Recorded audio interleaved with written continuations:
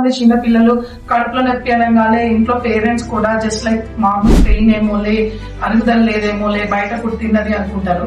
అలా అనుకోవద్దు. Severe pain కానీ వామిటింగ్స్ కానీ ఎప్పుడైనా వచ్చినప్పుడు మాత్రం ఇమీడియట్ గా మీ లోకల్ గైనకాలజిస్ట్ ని కానీ ఆబ్స్టెట్రిషియన్ ని కానీ కన్సల్ట్ చేసి అక్కడ ఒక ఇమీడియట్ అల్ట్రాసౌండ్ చేయించుకోండి. హలో అండి, నేను మీ డాక్టర్ శిల్ప సింధూర కడియాల, చీఫ్ ఆబ్స్టెట్రిషియన్ అండ్ గైనకాలజిస్ట్, ఆధునిక మల్టీ స్పెషాలిటీ హాస్పిటల్, కొత్తపేట శివాలయం పక్కన, గుంటూరు.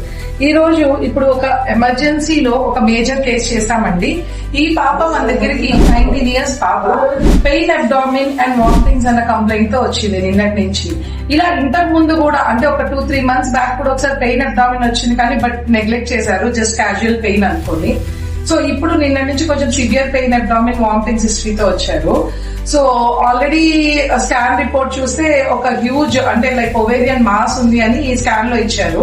దాని తర్వాత సిసిటి అని ఇవి రిపోర్ట్స్ చేయంగా దాంట్లో డిస్టర్మినోమా అంటే ఒక క్యాన్సర్ లాంటి గడ్డ అంటే ఓవేరియన్ ఆరిజిన్ నుంచి వచ్చినట్టు ఇచ్చారు.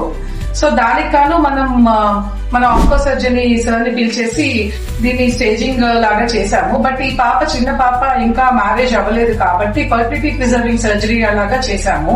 సో ఫస్ట్ ఇది వచ్చి ఆ సైడ్ అంటే రైట్ ఓవేరియన్ గడ్డ ఎంత పెద్ద గడ్డ ఉందో చూడండి. సో ఇది ఇంత ఎన్లార్జ్ అవ్వాలంటే ఎప్పటి నుంచో ఉండాలి. సో బట్ నెగ్లెక్ట్ చేయడం వల్ల ఈ టార్షన్ అంటే మెల్లి తిరిగిపోయి అది కుళ్ళిపోయే సిచ్యువేషన్ కి వచ్చింది.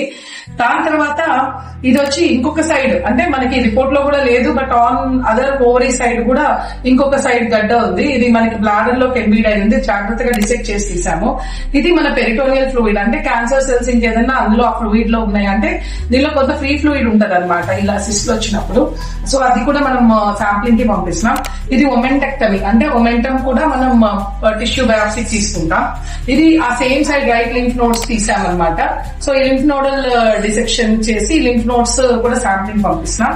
ఇంకొక అదర్ ఓవరీలో కూడా ఒక చిన్న మిస్లస్ సిస్ట్ లాగా ఉంటే ఆ ఓవరీ వరకు మిస్లస్ సిస్ట్ వరకు తీసాం. Other ovary, other tube, uterus preserve చేసాం రైట్ నౌ.